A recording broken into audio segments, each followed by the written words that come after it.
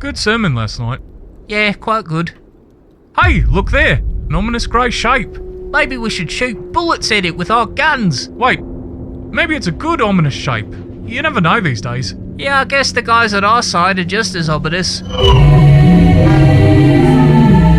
Why, it's Oliver the Ophan, our beloved regimental mascot. Say, Oliver, do you see an ominous grey shape on the horizon?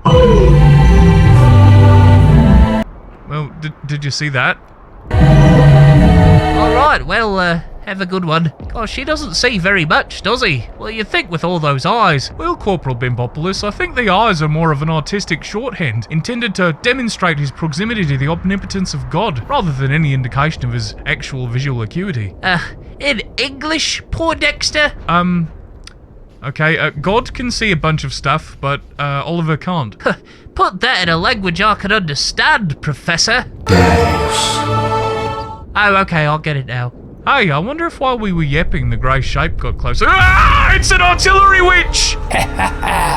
Foolish Christian sheeple. While you were conversing about your ludicrous superstitions, I was gradually floating closer to your trench. Hang on a minute, artillery witches can't talk. I'm a verbal artillery witch.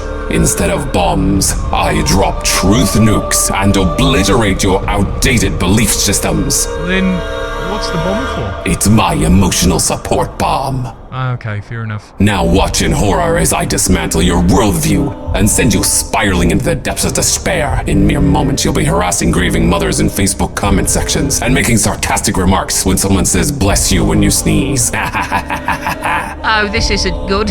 What if she demolishes us with facts and logic? Oh, this is shaping up to be a sticky situation. It's a good thing I have this here PhD in theology from the University of New Antioch.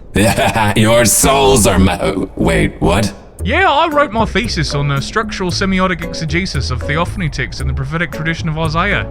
My dissertation defense was a real hoot, I can tell you that much.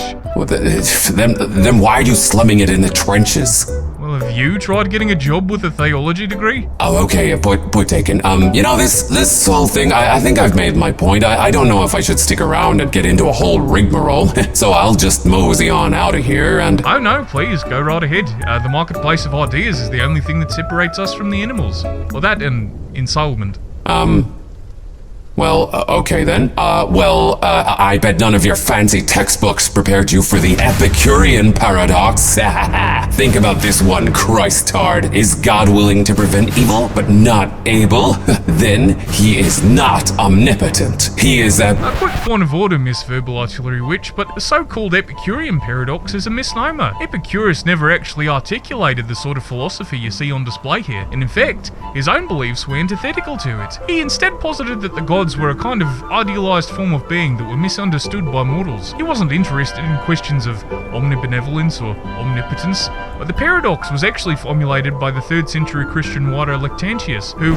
Quick point of order to your point of order, Sergeant Megaccephalus, but I don't think the precise origin of the paradox is the important thing here. You should address the argument on its own merits, rather than picking at the details. Well, actually, Corporal Bimbopoulos, I think it could be said that Miss Verbal Artillery Witch here is engaging in the fallacy of argument from authority, while putting the words in the mouth of an influential philosopher who never actually said them, is hoping to add more credence to her argument. And, oh, sorry, Miss Verbal Artillery Witch, did you want to interject?